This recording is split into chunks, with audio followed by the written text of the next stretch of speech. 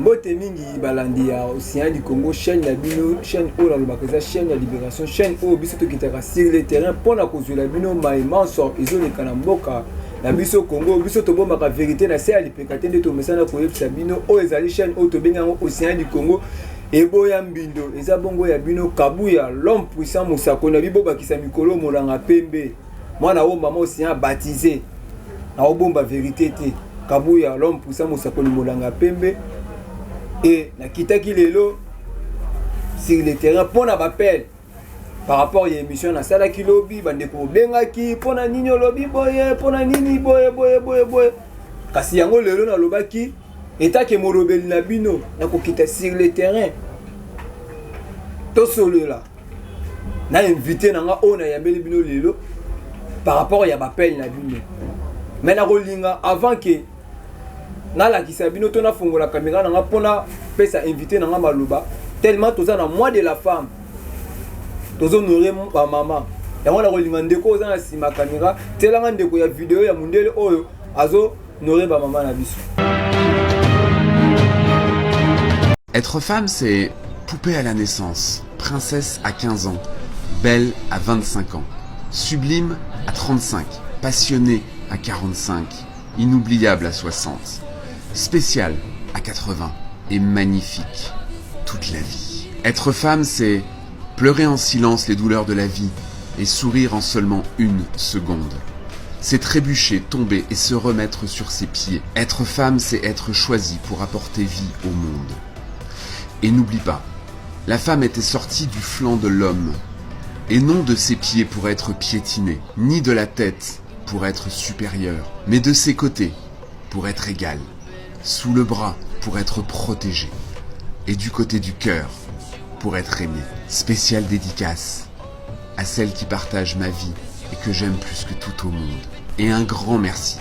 à la personne qui a partagé ce magnifique texte. Merci beaucoup, voilà beaucoup comme la vidéo et bonne fête à tous les femmes, ba maman nyonso. Lelo to yebi ke eza mokolo na bino yango to yeko honorer bino lelo na kitaki sur le terrain pour na kozula bino invité oyo bino bo mona ki par rapport à émission oyo na sala ki lobby na lalité na bapel. Pourquoi maman c'est là ko décider que atika combat pour na nini maman c'est là ko loba boye et déranger ki bino pi bo déranger nga na bapel yango lelo na loba ki na kokita sur le terrain pour que na zo molobe na bino bino moko boyo kaye expliquer nini oyo komela ki biso na mokolo lekaki ndeko na ngaso toza liloba moko ofungolela nga caméra tokemba mbongo komona maman Océan mbote maman Océan mbote mona mboka. Merci encore une fois yo pe félicitations Kabuya l'homme puissant pour le matériel baso mona yo na nzela ya itando eke en tout cas nzambe ayebaka kopambola. Et merci. OK, merci avant que na banda proposition ba question j'espère à souhaiter bonne fête et puis ça journée na bino journée à ba maman Kabuya l'homme puissant ngala zo baka fête penza la République démocratique du Congo ezalaka te. Et puis journée où ezalaka na journée à fête te ngala yebaka te ndeni bato ba comme ça journée à fête. Journée oyo maman oyo akoyi ko sepela eza maman oyo aza complète. Cela veut dire que ami tali na kati na ye azo jouer rôle penza ya bo maman. Complète dans le sens tous les trois parties na cela veut dire à Talimboka na ye République démocratique du Congo alobi na bundela kamboka nanga et nazo sala musala ya malamu ami tali siko na kati ya libala na ye bisika kendela na famille na ete me ya mobali na ye alobi en tout cas mobali nanga ta kei azoloba kei na za mwasi ami tali siko na kibo mwasi na ye vis-à-vis ya bato nini bakoyi koloba na kati na ye mwasi wana peut-être lelo mobali na koyi kokende a offrir ye cadeau oyo eza lokola fleur to pe bonbon to pe nini to pe mwa masanga soki bamelaka to pe mwa eloko kasi mwasi alati na ye ka liputa oyo eza nango femme africaine habillement na ye ezaka liputa mais basi oyo babunda lelo balataka liputa te balataka kilote balataka pantalon pour qu'il tire na bango ya libongo babundelaka nini babundaka po ete kelasi boye oyo atangi balingi baboya badiminue ye po ete ya sala te basi wana batelema baganga pe mongongo bango moyokana pe basala mosala bango po baki mayele koleka mibali. Mais est-ce que ba mama ya lelo ya République démocratique du Congo bakoki ko fêter ba mama ya Congo bakoki ko telema bana baketwali basi émancipation ngo ezalaka pona ndenge bango ba milo bakake ngala zo sala mobala o sala basi o bazo sala la kati o baza ba député basi o baza ba ministre basi o basimbi bisika o petali makambo yango etalaka basi ba genre famille basi wana c'est basa incompétent basi wana ba o sala makambo elongo bani basi wana ba député ba ko sala makambo basi o baza ba député ndakisa nini ba ko pesa la République démocratique du Congo basi o baza kuna na genre famille ba emisanga nini ba ko sala na ba violo bandeko la biso basi ba ko sala la République démocratique du Congo e bongini bango ba tombola mingongo te basi o ba na droit de l'homme basi o ba ko loba ba ko bunde tumba moi de la femme et souka bobele kuna na ba machiniste wana lokwa ba kufa ba famille ya bango et tombola ka bango pe kolo ba bango kasi na République démocratique du Congo to ali mosika yango moni ngai pour la ngai mokolo wana esenye na Congo komate po to yebaka pe yango te mais to moni bandeko ebele pe mama ebele lokola yo balati ba maputa ba bandi déjà ko défiler ko tambola mais yo lobi ke le 8 mars pa na yo pe na Congo komate kasi nini ko lobela bandeko ba congolais plutôt ba mama mususu balati maputa to moni bango bazo défiler déjà ba ko tam ya ba mama ya bolema ba mama ya bolema pamba te biso pe to yebaka le 8 mars awote e bandaka yango uta kala biso to yebaka yango te basi wana bakolo ba machiniste wana to yebi bango nana mona bango le 8 mars to yebaka yango te ekoti kaka ezwi pa en plein makasi na République démocratique du Congo na banzi na ndembo oyo bakongo bani babetaka bakendaka kolonga le 8 mars yango ekomi na wana bamputu bakobeta na bali na bango na koyeba na chani ya 2009 na banzi pe sikango ezoka pa en plein makasi po le 8 mars to yebi la biso yango te congolais azoka bela sima to yebi la biso yango te pe soko tuli ba mama o balati lelo maputa bakokele ko sepela pe bilengo bakozwa bazemi na mokolo lelo tuna bango le 8 mars yango elakisaka nini bayebi te pour ceux qui bayebi sengeli ba sensibiliser ka bato le 8 mars la kiseli puta te mama congolaise la mkala tongo na liputa alata ka ngona midi alali na ngola mpokwa po ete toyeba pyjama te toyeba robe de nuit te na mbeto akangeli puta la yeba macha alali boyo goyebi sanga le 8 mars eli puta boteka ka ngona motuya po ete boyibisa bato et puis liputa ni ngo bakotanda soko lobi le lotambola baba ya mabele polele ya mapeka libanda ya kotika batatu ya mokongo motakangili puta lokwa motalati tai base kale sote la kati atamboli wande le 8 mars te le 8 mars sengeli mama tout ya République démocratique du Congo a se révolutionner mentalement atala ke viole assassinat oyo koleka la est ya République démocratique du Congo ndeko kabuya kaka poete ba vidéo mse koleka te mais la tibila na Lubumbashi tuluku ya bato balokoti bakangi bakona basaki na golf ball et tout le coup ya bato ba uti ko boma bango na Lubumbashi bakangi bango na basaki et ba uti ko yoko yebisanga siko mama abotaka mwana 9 mois tout ça ba mama Rit tout ça ba mama Esther oh ba plaida pour la nation ba zo gêner pour la nation tout ça ba femme combattante tout ça lokola ba Jeanne d'Arc o batiki histoire na monde mona moke na mbula domi na bibale ma telemi bakoma ete na ba livre ngai une école primaire na Goye Matadi na zone na sala et le restation à Jeanne d'Arc mwasi akolata liputa ake kotambola ali mwasi ya bolema mwasi ya le 8 mars ya lelo akovanda akokanisa akoboma mobile ne po mobile na zuli puta te salaire réalité mabale eko kufa nga le 8 mars la kanga suki asika le 8 mars la bébé la nga fala tali puta le 8 mars mobile no se faza mobile wapi ya mboko wapi na salaire nini mais lelo basi ya bolema bakoboma mabala na bango basi ya bolema bakonyokola mibali ya bango basi ndumba pelelo banda bakozwa bazemi po ete ali occasion que le kotambola kokutana mibali pe na nsima nango bawangani bango pasi ezongeli so baparent oyo bafutamaka te oyo eloko te bandeko na nga le 8 mars esengeli toyeba tala ndeko na biso oyo asala ya mwasi oyo asala barobo wana ali wapi Arrête Wang azali wapi na États-Unis akende États-Unis pour la nini parce que awa bayebi ko perfectionner te moto abima nzela atangi kelasi na ye asali mosala oyo emonani me lelo bazwi les États-Unis donc les États-Unis akei komibakisa mayele mpe akokoma américaine po ete bango bapeshaka bobele biloko ya malamu bo sikoyo mwasi ya Congo wapi lelo soki komotombolo tolingaki totombola ye mpe batombola ngo océane etumbola na bundaka mais lelo na victime nali victime ya soki mpe nalataki bilamba ya makasi te ezalaki ya nilo te me bangaki bakataka bilamba kotikanga bolumbu. Merci maman Océan nayebi tokokoma place yoza wana bouti koyoka message ya maman Océan mpona mai oyo etali le 8 mars bino moko bolandi boyoki molobeli na bino mutu oyo botindaki mosakoli lukela biso maman Océan boderangeki nga na bapele yango na kiti na lobi naye kozwela bino maman Océan. Maman Océan lobi nabetaki mbela par rapport ya makambo komelaki biso na limete na première rue oyo tobandaki kokende bongo kotala oyo tobengi ndeko na biso mwana na yo oyo bayimboka ebele bayebi tozobetaka mbela azalaki bongo empoisonné azali kino lelo empoisonné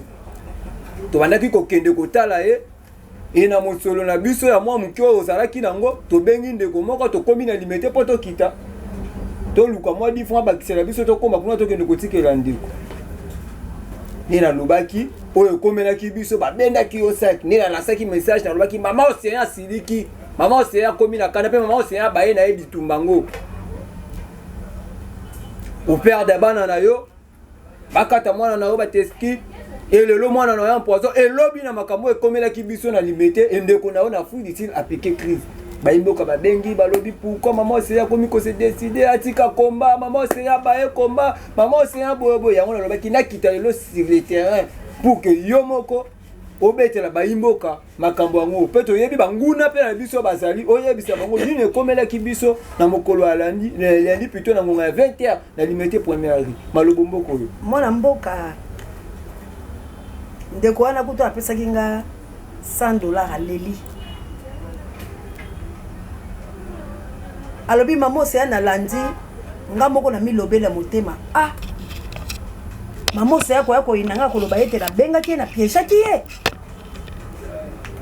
oyo eza likambo nini ekomeli yo obimaka na yo te oboyaka na yo kokutana na bato kasi kaka na nzela na nga basalo mabe aleli nga alobi te papa nayebi te nazongela koloba yango ekopesa nga mpasi mpe kanda mpo sikoyo tension na ngai ekitaki lelo bato bakoki koloba nasoli na bato bayiki mpe nameki kotalisa bamisusu mpe epesi bango mpasi mpe balobi degu wana ezwi bandeko na biso bayiki mpe oyo baza na mikili ya bapaya bayiki tosolala bango mama Océan biso tokomobundela biso komba lolenge mosusu mpo na nini mpo na bango bakomona ke tokopesa maboko meloko oyo kosalama te ok eloko oyo kosalama ali nde motema mabe ya bakongo mali balingi tosunga te me balingi koloba ebele lelo oyo na lolenge tozalaki wana soki kasi lelo tokufaki nazalaka kotuna moto na soki tokufaki mawa nde ekosekwisa nga mawa ya bato nde ekosunga libota na nga mawa ya bato nde ekotangisa koko na nga bakoki kopesa lelo lobi bakopesa te kalala nanakendaka korendre bana ne visite baale oyo na orphelina mabunda etumba kufa mpo na mboka Rossi azwi chance mpo nazala tribal te me mpo peut-être aza moluba yango wana bakolandela ye mpo peut-être tokoloba lolaka moko na Félix mais kalala procès na ye esalami wapi kalala enquête na ye basali wapi kalala babomai na di progrès nani akotelema mpo etatia pression na liwa ya kalala emonana boye na miso ya motaka ke babomie na badi progrès lik mulopwe oyo lelo bakomi kokosela ye makambo la bayi bandeko na ye moko ba changer version tala politique ya yo ekolo Congo soko lembi mutu tombwa na yo koloba ete ali la maladie ya mabe boboma ye na témoin ezali gona cameraman ya plus clair ayebi bakanga caméra ya plus clair po akendaka na ngaba bisika Lik Mulopwe abandaki kofutela po ete asala na émission nzoka Lik Mulopwe azalaki na maboko ya balokisa yeba yango na bandako ngo tokele koluka ifo komi yeba pene tamboli photo yeba po nani po kopesa mbote caméra ya plus clair kenda gona melelo pa ali na boloko erese baki akimaki Lik bakanga etikino lelo ali na boloko nani akolandela ye nani akolandela ye esengo ya bato yali mpona akoloba me lobi nango soki nakufi mosusu akokomela nga lobi nalokutala bino ndeko na nga obonde bolobaka na biso wana eza mpo bozalaka ta mosusu na mikili ya bapaya me ndeko na nga so tokuteli face à face lelo na ngai na sala olinga oregrete yo yebi mpe nga te ngai na mbongo basankusu nabotemi na Congo Central donc nana milimo ya kanza ndeko mona yanga naza nde bokomelaka biso bongo na bamega ya bino wana ya ofele omondela atiela bino wifi ozwaka temps ya biso tozonyokwa boye tozosouffrir tokoma lokwa bato moko babola papa na nga il a fait directeur provincial Lofida papa abotinga directeur provincial Lofida donc nga na bobola te papa nanga tambwisa Peugeot 25 et bima basaki na bakoka 2 personnes wana yeke tika biso la Congo Central internat papa nanga musala bomona nga ko pesa babola biloko euti na makila cheval blanc papa nanga kunda bibemba salisa bato atangisa bato soki boyela bandako la biso totika bato bankoni kabu ya yebi bato ebele bayebi o basa ba membre famille te bofanda bolia tokopesa biloko po tobotami bongo biso toabana bonne vie otuna la lemba ta musu polo kwa mokile kwa mabeto maskara me bato bayebi nga na tela nga ta ebele pe bayeba ateke nga osea mais so na pesi bilo kombola nga ebele ba okanga monoko babi tete mwana moso nde bomona ka bundaka boza ka nzambe na mboka biso to ba bola te to kolila nzala te ponga na kemande to bundela nation directeur provincial Ofida bana yeba za babola directeur provincial Ofida na Équateur bana yeba za babola premier syndicat papa la biso premier syndicaliste boko tout dans l'Ofida po ba rugwiza bakufa me bele batikala wana bakandeke pe ba papa ngombo bele papa na ngaza ki premier syndicat na Ofida oyebi niveau ni atangisa biso oyebi niveau ni bande bakoza na Ofida wana papa nanga koti bato ebele siko biso toza bato nzala biso to senga biso to ta muso bofinga biso ka po parce que liloba nzambe eza na kati ya mutu parce que ba pesi biso pe moi pouvoir a kobundela mboka sans cela ndeko nanga yo ofinga ngate sans cela bi koma kana maboko no wana okokoma te parce que oza musika nanga yo kote ta musu poto makolo menga na kena poto ya avion ba mo direct o surtout que la ta musu poto ango lelo ya paso kati nyoko linde baninga musu ba okima mboka lelo ba oti keba na bino ndenge bo saka na biso na paso to yo kabwe keba na yo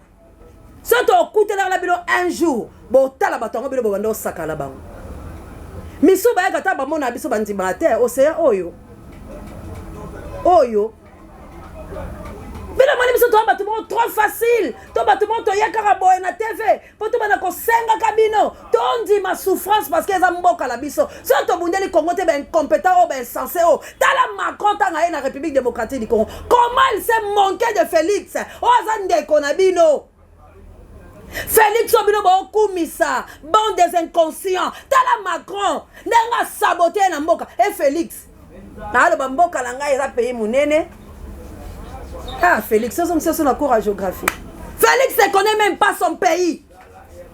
tala ridicule oh Félix a osala biso la nation alors tant tozo telema tozo bunda Macron ayende kolangai kabuya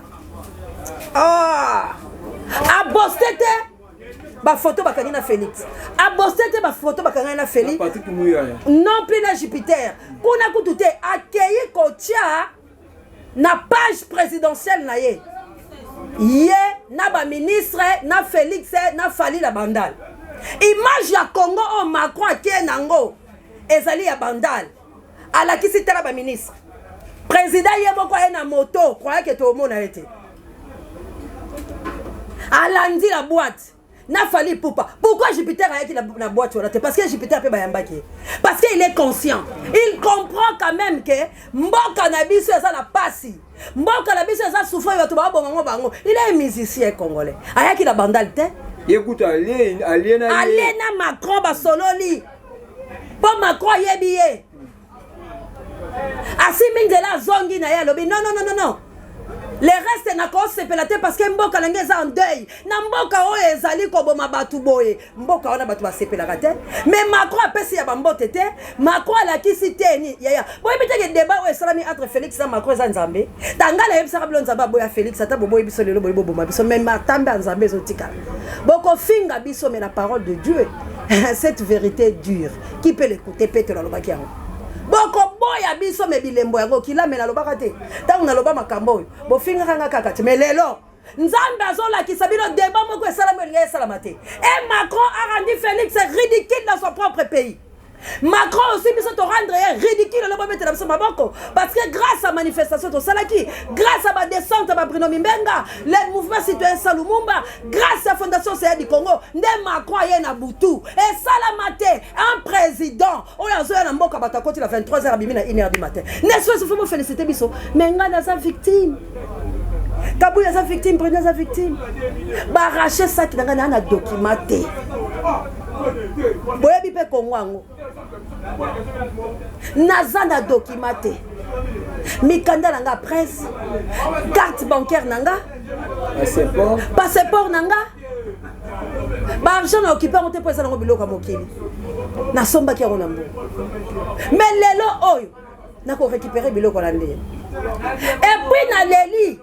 parce que batona ba ko kele pe ko sala biloko na mabe ba continue ndako bo ba ke ba bomi Congo eza bongo batali balobi intel bayeko bana ko lukanga nde balukanga ba profiter bakanyenga yango na kene ko se plaindre et puis les autres continuent ko se plaindre la salle plainte contre connu dans